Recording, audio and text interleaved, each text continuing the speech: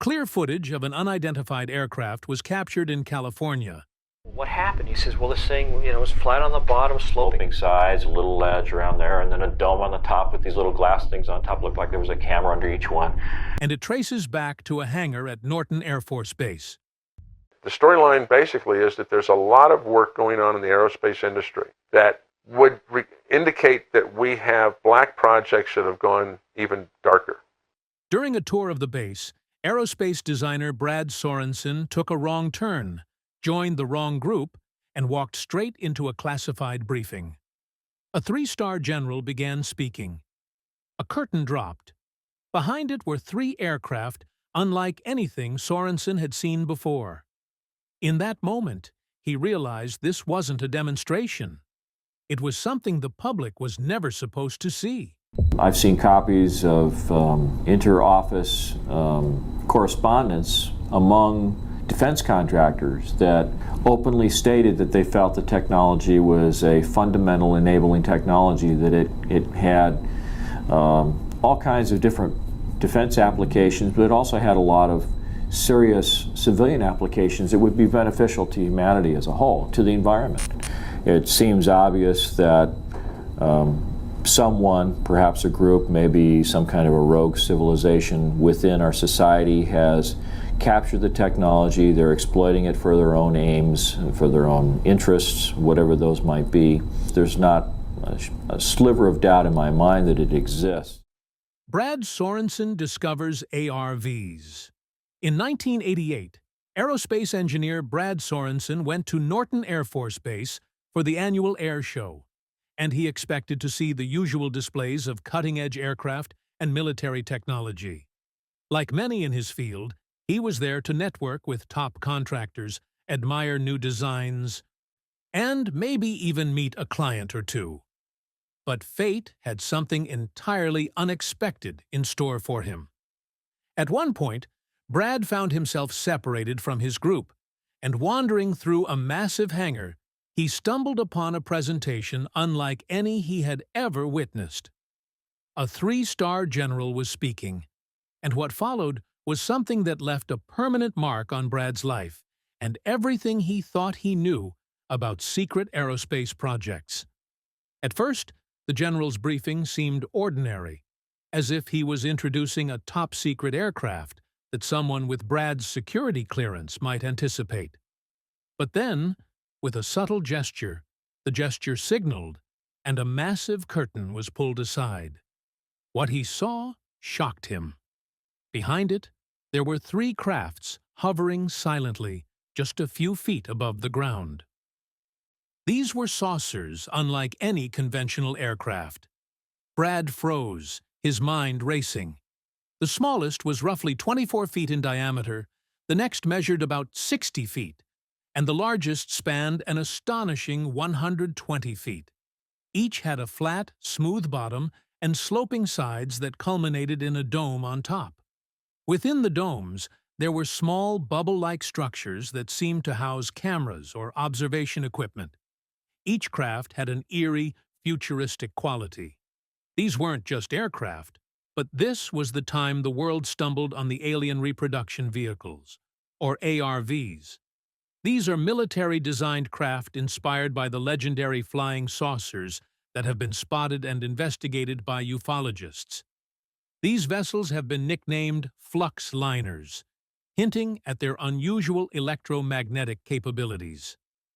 Nearby, a television played footage of one of the ARVs performing maneuvers that completely defied all known conventional aerodynamics. The craft hovered silently over a dry lake bed, bounced across the ground, and then shot straight upward with a speed that made it appear almost instant, like a bullet piercing the sky.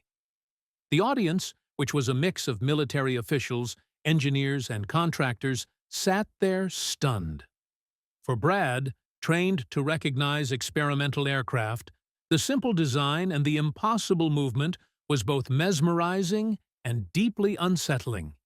It was a glimpse into technology far beyond anything publicly acknowledged. The ARV interiors.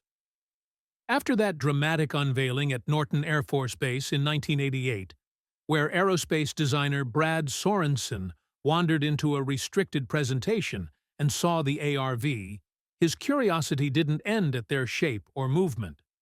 What he witnessed inside those vehicles suggested to him that the military had quietly been working with this technology for far longer than anyone outside the inner circle could have imagined. Next to the small saucer on display at the air show, side panels had been removed so attendees could peer into the heart of the craft. What Sorensen saw was a world that was very unlike the normal aerospace interiors. There was a centralized engine system, a life-supporting array, and a crew compartment. It didn't have cockpits with rows of instruments, but it was a compact layout that showed a craft built around function and energy flow rather than traditional flight control surfaces. The upper portion of the ARV was dominated by a spherical crew area, unlike the elongated cockpits of jets or helicopters. Inside this space, there were jump seats clustered around a central core. These were not ergonomic luxury seats, but functional jump seats, reinforcing the idea that this was a machine built for mission and not for comfort. Sorensen noticed the utilitarian quality of what he saw and the kind of practical design one might expect in a test article or prototype instead of a real aircraft. Unlike anything seen in a civilian aircraft, the interior seemed to omit features that many pilots would take for granted. Instead of panoramic windows or windshields, these ARVs used a synthetic vision system. That means there are multiple cameras feeding visual data to the screens or viewing systems inside the craft. That means the pilots would have navigated by electronic sight instead of the direct line of sight. This was very different from how humans had traditionally piloted aircraft. To make this even more surprising, Sorensen noticed some signs that these machines were not fresh prototypes, but had been in existence for some time. Zero-point energy. After Brad Sorensen walked away from that unexpected unveiling at Norton Air Force Base, he told his colleague, Mark McCandlish, the strange, human-made flying saucers he had found. But not all, as he revealed that the saucer was made by an energy source powerful enough, not just to levitate these craft, but also to propel and power them beyond the limits of conventional physics. In the book he wrote, 0 Point, the story of Mark McCandlish and the Flux liner, Brad revealed that the ARV's propulsion could tap into a pervasive, yet elusive form of energy that exists even in the emptiest reaches of space. In physics, 0-point energy refers to the residual, unavoidable energy that quantum systems retain even at absolute zero temperature.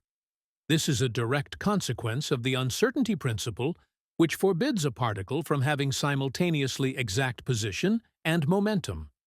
That means that what we think of as a vacuum isn't truly empty. Instead, it teems with minuscule quantum fluctuations that give space itself a baseline energy. Every point in space, according to quantum field theory, behaves like a harmonic oscillator that's always restless at its lowest energy state, ensuring a minimum, non-zero energy pervades the universe. According to Sorensen, the 0-point energy concept was the very heart of the craft's power system. Sorensen described how the ARV could capture and redirect the omnipresent energy from the vacuum and use it to generate massive electromagnetic fields that counteract gravity and reduce effective mass and facilitate radical acceleration. Traditional aircraft rely on fuel-based propulsion, but an ARV would manipulate 0-point fields around it, allowing it to do some astonishing things like silently hovering, instant vertical ascent, and even traveling at speeds that challenge our understanding of relativity. But many people don't believe in what Sorensen said, because in mainstream physics, 0-point energy is not widely accepted as a practical power source. The vacuum energy persists because of quantum field fluctuations, but remains fundamentally locked in a ground state that, by conventional thermodynamics, cannot readily be extracted to do useful work on macroscopic scales. But Brad didn't stop there, and he's not the only one that spotted the alien reproduction vehicles secretly made by the military. More eyewitnesses. When Brad Sorensen found the mysterious saucer-like craft at Norton Air Force Base, he told the story to Mark McCandlish, who then started translating his recollections into a detailed technical sketch.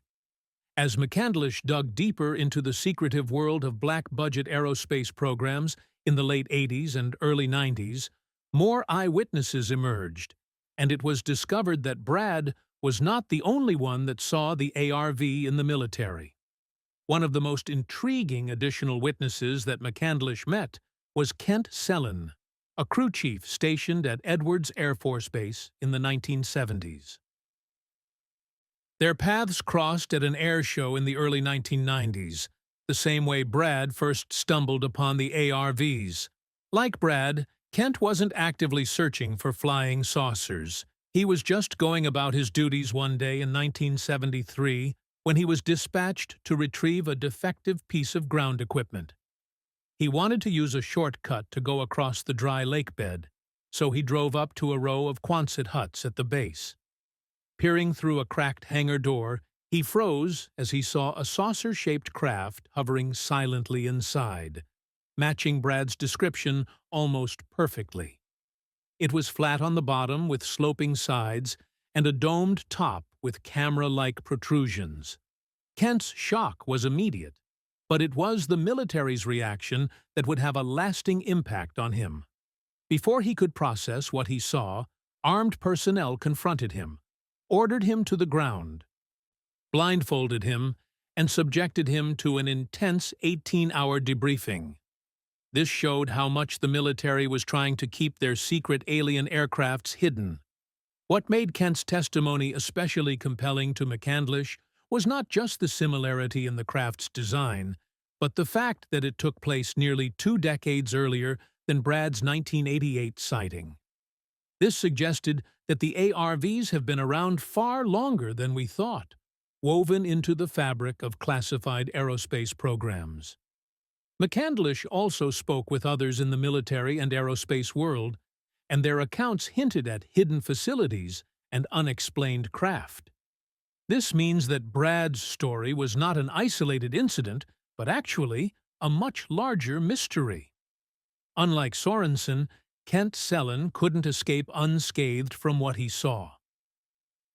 Putting pieces together.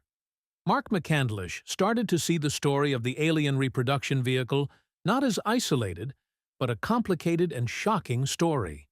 He started to investigate even deeper, and that caused him to meet other military personnel who also had strange encounters, and also photographic evidence dating back to 1967. One of those was Lieutenant Colonel Wendell Stevens, a pilot with a long history of chasing unexplained aerial phenomena. McCandlish asked Stevens whether he had ever seen anything resembling the craft that Brad described, and the answer was shocking. Stevens even had photos. Taken in 1967 by a military pilot, these images showed a craft with the same saucer shape later found in the ARVs. It had a round body with a flat lower surface and angled edges. That means whatever this secret technology was, it definitely existed more than 2 decades before Brad accidentally spotted it at the Norton Air Force Base. The photos depicted a slightly different configuration. There were transparent bubbles on top of the craft, which seemed to house cameras or sensors, and were larger in the older images than in the ARVs Brad described seeing in 1988. McCandlish interpreted this as a sign of evolution over time, saying that as camera technology miniaturized, so too did the external domes on the craft. This was a shocking sign. It showed that the ARV was not just a one-off experimental vehicle, but part of a lineage of craft that evolved over decades, hidden in the shadows of defense projects and never seen by the world. That also meant the military had highly advanced technology since the 1960s, but never showed it. It was visual evidence hinting that the mysterious saucer design had been present since the late 1960s. As Sorensen investigated the situation, he found out more about the ARV technology and how it might actually work. ARV tech and how it might work. After the aerospace illustrator Mark McCandlish translated Brad Sorensen's initial sketch of the ARV, the story became even more surprising. They both speculated that the ARV didn't rely on jets or rockets, but on an exotic blend of electromagnetic fields, rotating mercury columns, and components that sound eerily similar to descriptions of ancient flying machines known as vimanas. According to the long-standing interpretations of the Samarangana Sutradhara, a Sanskrit treatise on ancient Indian engineering, the vimanas were advanced flying vehicles propelled by a mercury vortex engine. Mercury played a central role in generating a rotating whirl of energy that produced lift and motion. This is almost an electric propulsion analog centuries before modern physics emerged. Although historians challenge these interpretations and warn against reading ancient allegory as technological blueprint, the similarity to those drawn into speculative UFO propulsion lore. The rotating mercury under electrical influence generates powerful magnetic and ionic effects that could be harnessed for movement. In ARV mythology, this conceptual thread becomes the backbone of the craft's propulsion system. Enthusiasts describe the ARV's base as a massive capacitor array fed by enormous electrical charge, with counter-rotating columns of mercury, or ionized fluid, at its core. These columns create a vortex of charged particles that interact with the surrounding electromagnetic environment. This vortex engine is said to produce thrust and directional control without traditional fuel, instead of manipulating fields to push or pull against the fabric of space itself. While such ideas verge on speculation, they dovetail with real theoretical physics concepts like the Alcubierre warp drive, proposed by physicist Miguel Alcubierre. In his model, a spacecraft doesn't outrun light in the usual sense, but instead warps space-time, creating a bubble that could allow effective faster-than-light travel without violating Einstein's relativity. Within this warped bubble, the craft remains in locally flat space-time while the surrounding geometry shifts, a notion that science fiction popularized and serious theorists later explored. Human-made UFO revealed. Aside from the ARV, some experts have also made another shocking object which seems like it belongs out of space. That's the all-directions flying object, also called the ADIFO. There are a few designs that are as striking or ambitious as the ADIFO, sometimes called the Defoe VTOL aircraft. First presented as a revolutionary flight paradigm, the ADIFO is designed to operate in ways that challenge conventional aerodynamics, promising near-complete freedom of movement for pilots. Its most immediately striking feature is its circular, disc-shaped fuselage, which doubles as a wing.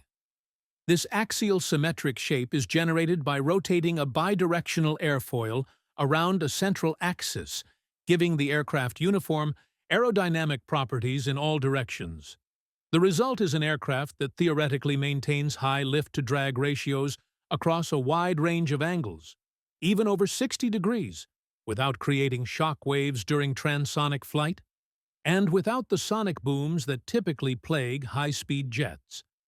After experts carried out tests, they found out that the vibrations, heating, and drag are all minimized at high speeds, allowing for efficient energy use and maneuvering precision. The ADIFO's control systems are just as innovative as its shape. At low speeds, it relies on ducted vertical fans in a quadcopter configuration, allowing for vertical takeoff, landing, and basic maneuvering. At higher speeds, vectored jet nozzles at the rear and along the lateral axes provide the thrust necessary for rapid pitch, roll, and yaw movements. This combination of lift fans and vectored propulsion gives the aircraft what engineers call hypermaneuverability, allowing sudden lateral translations, vertical stops in mid-air, and even inverted flight at both low and high speeds. All of these maneuvers can be performed smoothly, with the aircraft transitioning seamlessly from low-speed VTOL flight to high-speed horizontal or even supersonic flight. The ADIFO's design also positions the center of pressure near the center of symmetry, reducing pitching moments and maintaining stability regardless of orientation or velocity. Aside from its performance, the ADIFO is expected to have diverse applications. It could be used in private aviation, unmanned vehicles, combat operations, and even suborbital flights, thanks to its aerodynamic efficiency for high-altitude glides and re-entry scenarios. The ADIFO is quite similar to the ARVs spotted by Brad Sorensen. Both share saucer-like shapes, with a potential for unconventional propulsion systems. In many ways, ADIFO could be seen as humanity's attempt to create the next generation of aircraft technology, just like the UFOs we see. The idea of the ARV has been supported by many who believe that Sorensen really did see it, although others are skeptical and suspect a hoax. Brad Sorensen couldn't believe his eyes when he captured clear UFO footage in California. Is the military reverse engineering alien technology, or is this just something they made from scratch? Let us know your thoughts in the comments. So, thanks for watching this video, and we will see you in the next one.